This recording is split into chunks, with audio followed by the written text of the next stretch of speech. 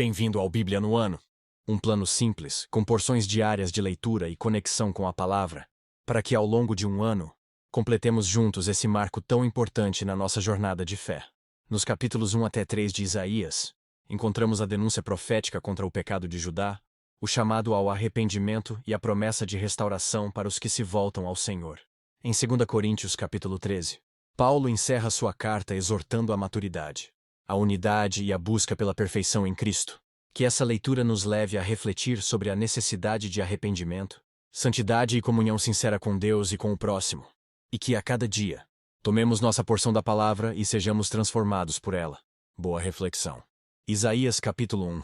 Visão que Isaías, filho de Amós, teve a respeito de Judá e Jerusalém durante os reinados de Uzias, Jotão, Acás e Ezequias, reis de Judá. Ouçam, ó céus, escute, ó terra. Pois o Senhor falou: criei filhos e os fiz crescer, mas eles se revoltaram contra mim. O boi reconhece o seu dono, e o jumento conhece a manjedoura do seu proprietário, mas Israel nada sabe, o meu povo nada compreende. Ah, nação pecadora, povo carregado de iniquidade, raça de malfeitores, filhos dados à corrupção. Abandonaram o Senhor, desprezaram o Santo de Israel e o rejeitaram. Por que continuarão sendo castigados? Por que insistem na revolta? A cabeça toda está ferida, todo o coração está sofrendo. Da sola do pé ao alto da cabeça não há nada são. Somente machucados, vergões e ferimentos abertos, que não foram limpos nem enfaixados nem tratados com azeite.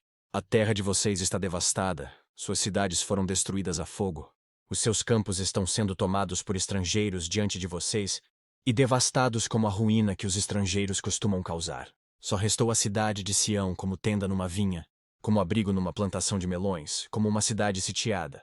Se o Senhor dos Exércitos não tivesse poupado alguns de nós, já estaríamos como Sodoma e semelhantes a Gomorra. Governantes de Sodoma, ouçam a palavra do Senhor.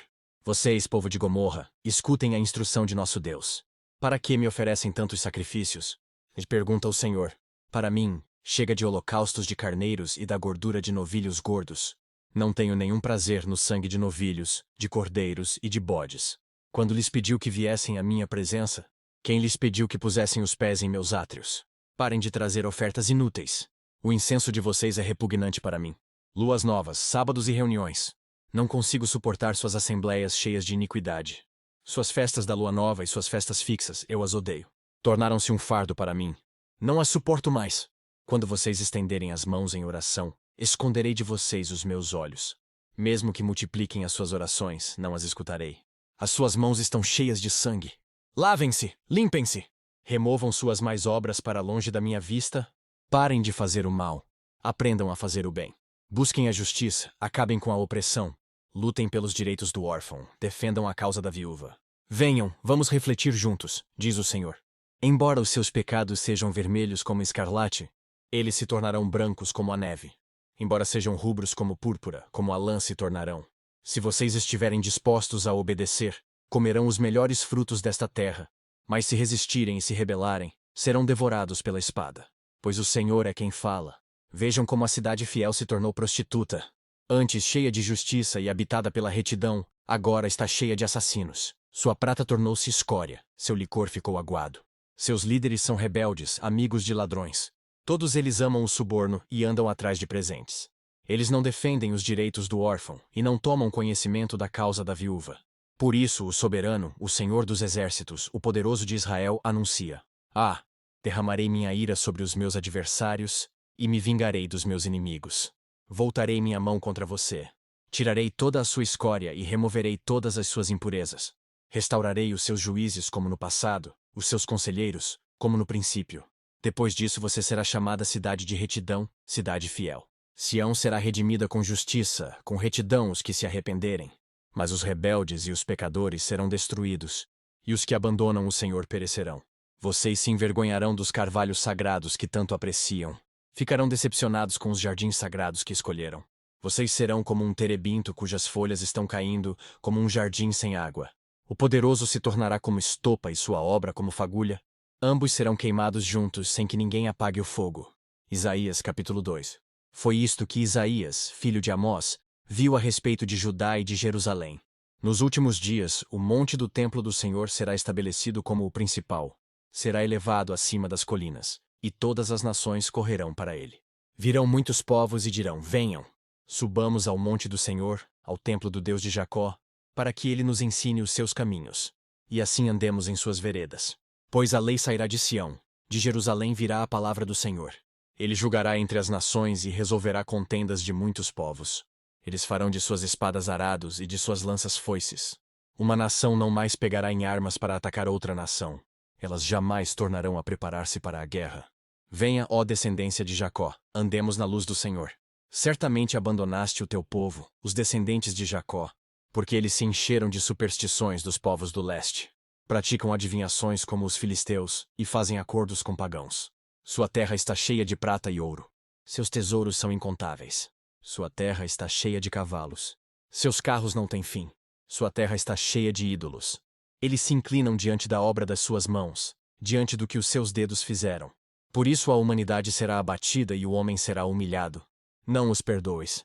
Entre no meio das rochas, esconda-se no pó, por causa do terror que vem do Senhor e do esplendor da sua majestade. Os olhos do arrogante serão humilhados e o orgulho dos homens será abatido. Somente o Senhor será exaltado naquele dia. O Senhor dos exércitos tem um dia reservado para todos os orgulhosos e altivos, para tudo o que é exaltado para que eles sejam humilhados, para todos os cedros do Líbano, altos e altivos, e todos os carvalhos de Bazã, para todos os montes elevados e todas as colinas altas, para toda torre imponente e todo muro fortificado, para todo navio mercante e todo barco de luxo. A arrogância dos homens será abatida, e o seu orgulho será humilhado. Somente o Senhor será exaltado naquele dia, e os ídolos desaparecerão por completo. Os homens fugirão para as cavernas das rochas e para os buracos da terra, por causa do terror que vem do Senhor e do esplendor da sua majestade, quando ele se levantar para sacudir a terra. Naquele dia os homens atirarão aos ratos e aos morcegos, os ídolos de prata e os ídolos de ouro, que fizeram para adorar. Fugirão para as cavernas das rochas e para as brechas dos penhascos, por causa do terror que vem do Senhor e do esplendor da sua majestade, quando ele se levantar para sacudir a terra. Parem de confiar no homem, cuja vida não passa de um sopro em suas narinas. Que valor ele tem? Isaías capítulo 3. Vejam, o soberano, o Senhor dos exércitos, logo irá retirar de Jerusalém e de Judá todo o seu sustento, tanto o suprimento de comida como o suprimento de água, e também o herói e o guerreiro, o juiz e o profeta, o adivinho e a autoridade, o capitão e o nobre, o conselheiro, o conhecedor de magia e o perito em maldições. Porei jovens no governo, irresponsáveis dominarão. O povo oprimirá a si mesmo, homem contra homem, cada um contra o seu próximo. O jovem se levantará contra o idoso, o desprezível contra o nobre. Um homem agarrará seu irmão, um da família de seu pai, e lhe dirá: você pelo menos tem um manto, seja o nosso governante. Assuma o poder sobre este monte de ruínas. Mas naquele dia ele exclamará: não tenho remédios, não há comida nem roupa em minha casa. Não me nomeiem governante do povo. Jerusalém está em ruínas, e o povo de Judá está caído. Suas palavras e suas ações são contra o Senhor, desafiando a sua presença gloriosa. O jeito que olham testifica contra eles. Mostram seu pecado como Sodoma, sem nada a esconder. Ai deles, pois trouxeram desgraça sobre si mesmos. Digam aos justos que tudo lhes irá bem, pois comerão do fruto de suas ações. Mas ai dos ímpios, pois tudo lhes irá mal. Terão a retribuição pelo que fizeram as suas mãos. Meu povo é oprimido por uma criança. Mulheres dominam sobre ele. Meu povo, os seus guias o enganam e o desviam do caminho. O Senhor toma o seu lugar no tribunal. Levanta-se para julgar os povos. O Senhor entra em juízo contra as autoridades e contra os líderes do seu povo. Vocês arruinaram a vinha, e o que foi roubado dos necessitados está nas suas casas. Que pretendem vocês ao esmagarem o meu povo e ao moerem o rosto dos necessitados? Quem pergunta é o Senhor dos exércitos. O Senhor diz: por causa da arrogância das mulheres de Sião, que caminham de cabeça erguida, flertando com os olhos, desfilando com passos curtos, com enfeites tinindo em seus calcanhares, o Senhor rapará a cabeça das mulheres de Sião. O Senhor porá a descoberto as suas vergonhas. Naquele dia, o Senhor arrancará os enfeites delas, as pulseiras, as testeiras e os colares, os pendentes, os braceletes e os véus, os enfeites de cabeça, as correntinhas de tornozelo, os cintos, os talismãs e os amuletos, os anéis e os enfeites para o nariz, as roupas caras, as capas, as mantilhas e as bolsas, os espelhos, as roupas de linho, as tiaras e os xales. Em vez de perfume haverá mau cheiro. em vez de cintos, corda, em vez de belos penteados, calvície, em vez de roupas finas, vestes de lamento, em vez de beleza, cicatrizes. Seus homens cairão ao fio da espada. Seus guerreiros morrerão no combate. As portas de Sião lamentarão e prantearão por causa disso. E sem nada, ela se assentará no chão. 2 Coríntios, capítulo 13. Esta será minha terceira visita a vocês. Toda questão precisa ser confirmada pelo depoimento de 2 ou 3 testemunhas. Já os adverti quando estive com vocês pela segunda vez. Agora, estando ausente, escrevo aos que antes pecaram e aos demais. Quando voltar, não os pouparei, visto que vocês estão exigindo uma prova de que Cristo fala por meu intermédio. Ele não é fraco ao tratar com vocês, mas poderoso entre vocês. Pois na verdade foi crucificado em fraqueza, mas vive pelo poder de Deus. Da mesma forma, somos fracos nele, mas pelo poder de Deus, viveremos com ele para servir a vocês. Examinem-se para ver se vocês estão na fé. Provem-se a si mesmos. Não percebem que Cristo Jesus está em vocês, a não ser que tenham sido reprovados? E espero que saibam que nós não fomos reprovados. Agora oramos a Deus para que vocês não pratiquem mal algum. Não para que os outros vejam que temos sido aprovados, mas para que vocês façam o que é certo, embora pareça que tenhamos falhado.